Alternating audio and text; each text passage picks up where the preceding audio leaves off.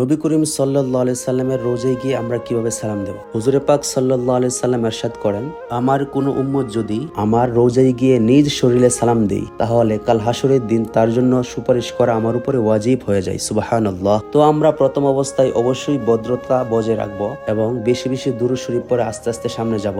যখন নবী করিম সাল্লাল্লাহু আলাইহি সাল্লামের রোজায় সামনে যাব, তখন একেবারে মন খুলে চোখের পানি ছেড়ে বলবো, আসসালাতু ওয়াসসালামু আলাইকা ইয়া রাসূলুল্লাহ, আসসালাতু ওয়াসসালামু আলাইকা ইয়া হাবিবাল্লাহ, আসসালাতু ওয়াসসালামু আলাইকা ইয়া শাফিআল মুযনাবিন, আসসালাতু ওয়াসসালামু আলাইকা ইয়া রাহমাতাল লিল আলামিন। অতঃপর বলবো, হে আল্লাহর রাসূল, আমার পক্ষ থেকে এবং আমার মা বাবার পক্ষ থেকে এবং উনাদের উত্তরসূরি এবং পূর্বসূরির পক্ষ থেকে আমি আপনার রোজাতে সালাম পেশ করলাম, আপনি আমার সালাম গ্রহণ করুন। অতঃপর উনার পাশে সাহিত্য আছে ইসলামের প্রথম খলিফা হযরত আবু বকর সিদ্দিক রাদিয়াল্লাহু আনহু। তো উনাকে এভাবে সালাম দেব, আসসালাতু ওয়াসসালামু আলাইকা ইয়া খালিফাতার রাসূলিল্লাহ। উনার পাশে সাহিত্য আছে ইসলামের দ্বিতীয় খলিফা হযরত উমর রাদিয়াল্লাহু আনহু। তো উনাকে এভাবে সালাম দেব, আসসালাতু ওয়াসসালামু আলাইকা ইয়া আমিরুল মুমিনিন উমর ইবনুল খাত্তাব রাদিয়াল্লাহু আনহু।